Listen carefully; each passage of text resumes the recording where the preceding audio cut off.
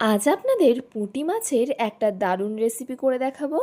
এই রেসিপিটা একবার করলে সবাই কিন্তু পুঁটি মাছের এই রেসিপিটাই খেতে চাইবে। আমি এখানে বড়ি নিয়ে নিয়েছি আর আমার পরিমাণ অনুযায়ী পুঁটি মাছ নিয়ে নিয়েছি। আপনারা আপনাদের পরিমাণ অনুযায়ী পুঁটি মাছ নিয়ে নেবেন। আর দেখুন পুঁটি মাছগুলো কত সুন্দর মোটা মোটা আর বড় বড়। নমস্কার বন্ধুরা, আবার নতুন ভিডিও নিয়ে আপনাদের সামনে হাজির হয়েছি। আমার চ্যানেলটা নতুন হয়ে থাকলে চ্যানেলটিকে সাবস্ক্রাইব করে আমার পাশে থাকবেন। চলুন আর কথা না বাড়িয়ে ভিডিওটা শুরু করা যাক।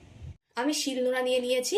এখানে চা চামচের 2 চামচ সর্ষে আছে, সাদা সর্ষে, সেটাকে বেটে নেব। আপনারা চাইলে মিক্সচারেও বেটে নিতে পারেন। এবার অল্প অল্প জল দিয়ে সুন্দর করে বেটে নেব।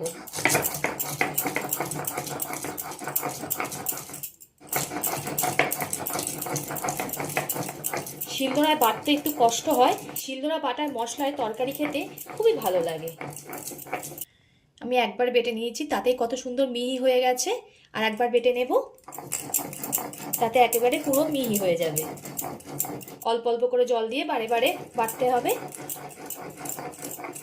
সর্ষেটা দেখুন আমার সব বাটা হয়ে গেছে আর কত সুন্দর মিহি হয়েছে।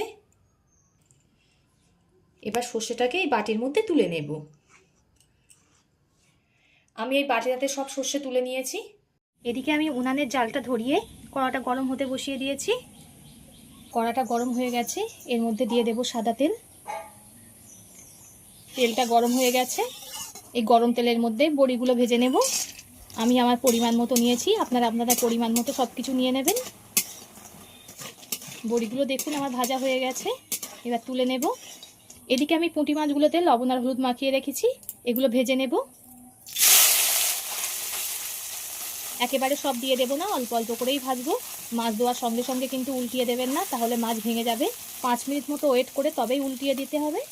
মাছটা দিয়ে 5 মিনিট মতো রেখে দিয়েছিলাম, পিছন সাইডটা ভাজা হয়ে গেছে। এবার উল্টিয়ে দেব। এই সাইডটাও খুব ভালো করে ভেজে নেব। মাছগুলো দেখুন খুব ভালো করে ভেজে নিয়েছি, এবার তুলে নেব। কড়াতে আবারও তেল দিয়ে দিয়েছি, একই রকমভাবে বাকি মাছগুলোও ভেজে নেব। একই রকমভাবে সব মাছগুলো আমার ভাজা হয়ে গেছে। ওই কড়ার মধ্যে দিয়ে দিলাম সর্ষের তেল। এই রান্নাটা সর্ষের তেলে করলে তবেই খেতে বেশি ভালো হবে, তাই আমি সর্ষের তেল দিয়ে দিলাম। তেলটা গরম হয়ে গেছে, গরম তেলের মধ্যে দিয়ে দেব অল্প করে 5 ফোড়ন আর 5-6টা রসুনকে খুব ভালো করে মিহি করে কুড়ে নিয়েছি, সেটাকে দিয়ে দেব। এবার গোটা গোটা করে কেটে রাখা আলুগুলো দিয়ে দেব। আমি আলুগুলো ঠিক এমন গোটা গোটা করে কেটে নিয়েছি। আলুগুলো কিন্তু খুব ভালো করে লাল করে ভেজে নিতে হবে। আমি আমার পরিমাণ মতো আলু দিয়ে দিয়েছি, আপনারা আপনাদের পরিমাণ মতো দিয়ে দেবেন যতটা পরিমাণ রান্না করবেন। আলুটা 5 মিনিট মতো খুব ভালো করে ভেজে নিয়েছি। এবার এতে দিয়ে দেব একটা বড় সাইজের পেঁয়াজ কুচি। পেঁয়াজটাকে একদম মিহি করে কুচিয়ে নিয়েছি। পেঁয়াজটা আলুটা ভাজার কিছুক্ষণ পরেই দিতে হবে। প্রথমে যদি পেঁয়াজটা দিতাম তাহলে পেঁয়াজটা পুড়ে যেত, তরকারির টেস্টটা নষ্ট হয়ে যেত। ওই জন্য পেঁয়াজটা আমি একটু পরেই দিলাম।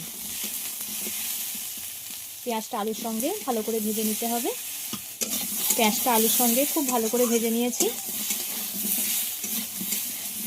পেঁয়াজটা বেশি কিন্তু পোড়ানো যাবে না, ঠিক এমন করে একটু ভেজে নিতে হবে। এবার এতে দিয়ে দেবো একটা টমেটো কুচি। টমেটো দিয়ে যতক্ষণ না টমেটো গলে ততক্ষণ একটু ভেজে নিতে হবে। ভাজতে ভাজতে দেখুন টমেটোটা গলে গেছে।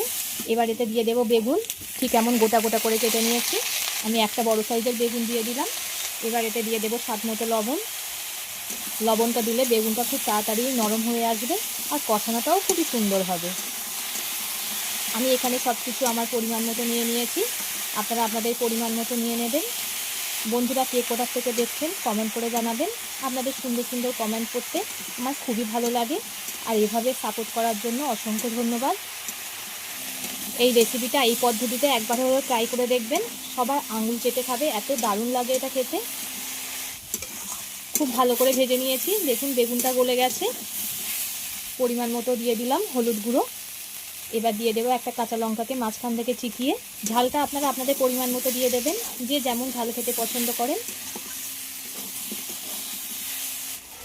এবার যে সর্ষেটা বেটে রেখেছিলাম সেটাকে দিয়ে দেব।